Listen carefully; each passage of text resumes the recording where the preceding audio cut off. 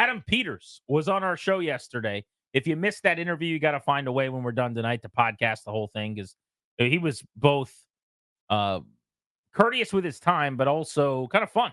Threw the ball around with us, and we enjoyed it. But we asked him about defining success this year and what his metrics are going to be, how he's going to consider this year a win or a loss. This is what Peter said right here on Grant and Danny yesterday afternoon.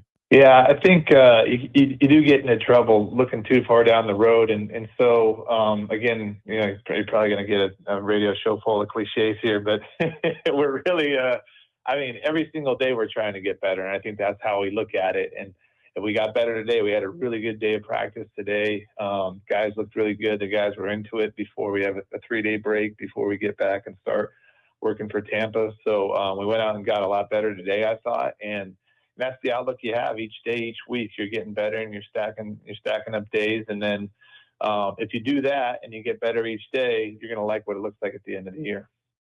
So that sounds, and he even acknowledged this, just like the most football cliche, yuck, kind of cringy. Every day is its own day, and all we can do is win today, 1-0. Woo! I actually think in their case, that may very well be how they're viewing this whole thing. And the bigger picture point, which is actually, I think, the takeaway from that answer is there is no real expectation. There is nothing they've got to do or accomplish this year to consider this a win. They don't have an owner in Josh Harris breathing down their neck that they've got to go stockpile victories. Now, Harris did say in his press conference that he did, and Darius, maybe we could grab this if you could find it from Sunday night, that he wants the team to be better than they were last year. He didn't say meaning the 4 wins, but he did reference they won 4 games. So my guess is if they win 2 or 3 games, he's going to be pretty upset. Mm-hmm. And he should be, honestly. Yeah. But assuming you win more than 4 games, I don't think there's anything else they've got to do to show Josh Harris that they're headed in the right direction.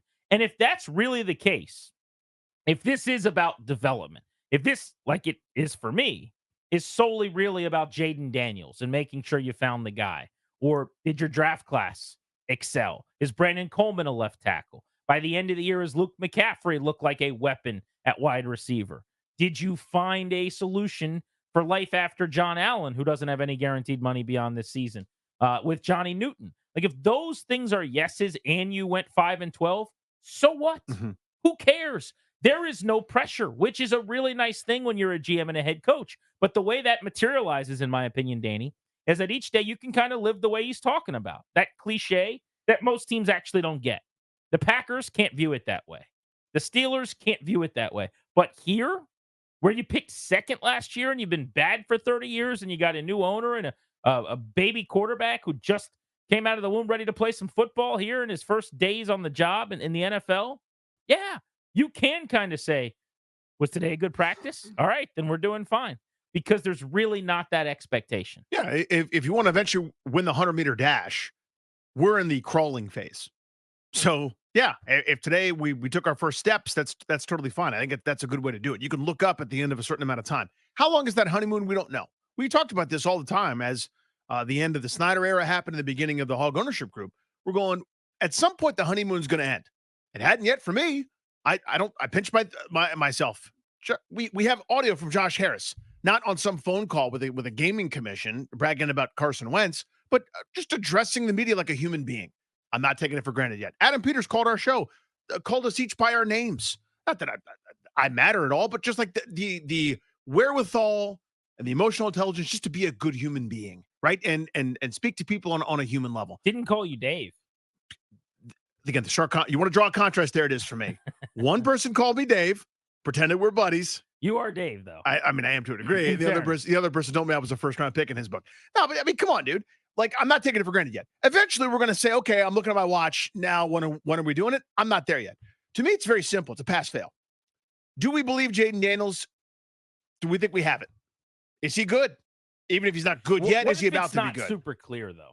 See, that's the only gray area that would be a hole in that. Because I agree with you. If Jaden Daniels is the answer, and we know that at the end of the year, record be damned, victory.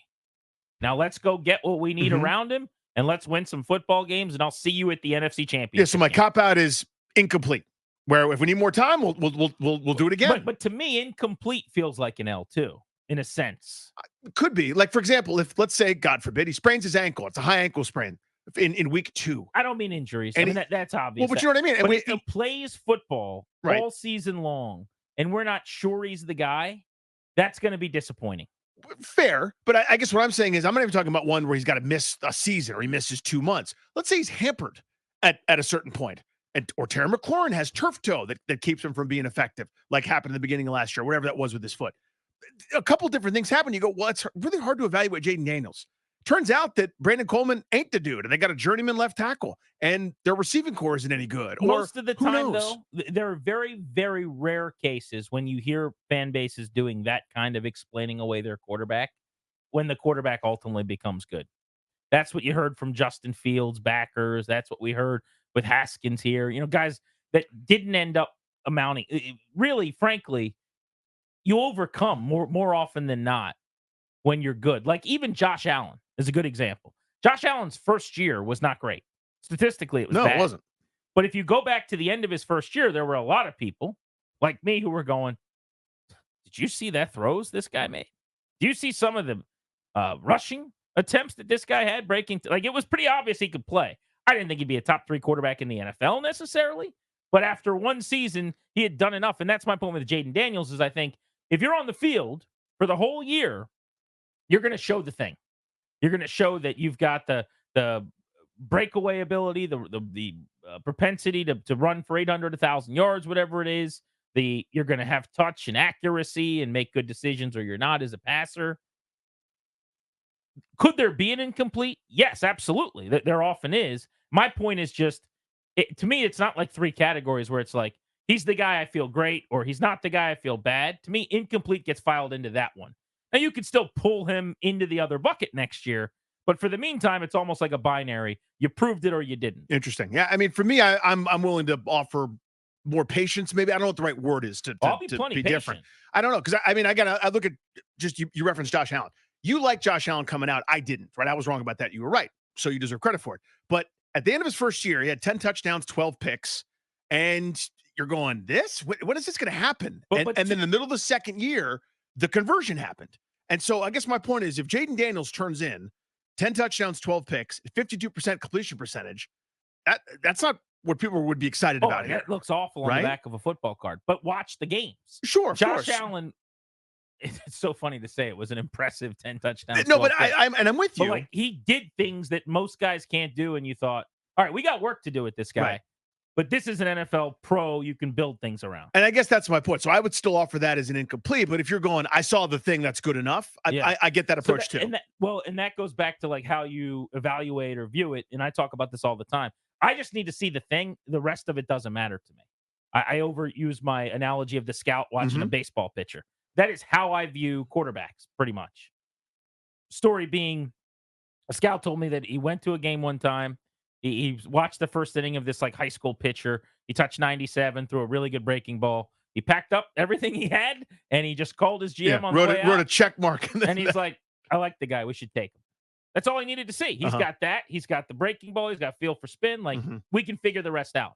With a quarterback, I need the good stuff. I need the flash plays. Not once every month or so, but enough of them. And I just think generally, Herbert did it. Burrow did it. You can tell pretty quickly. Doesn't mean it's gospel. Griffin had some huge, unbelievable moments. It went the other way, maybe because of injury. So sometimes you'll get fooled. I'm not saying it's 100%, but I do think over the course of the year, if he's healthy, we'll have a real good idea of what he is by the end of the season. And maybe more importantly, what Kingsbury is with him, what the fit is like, what that's going to look like.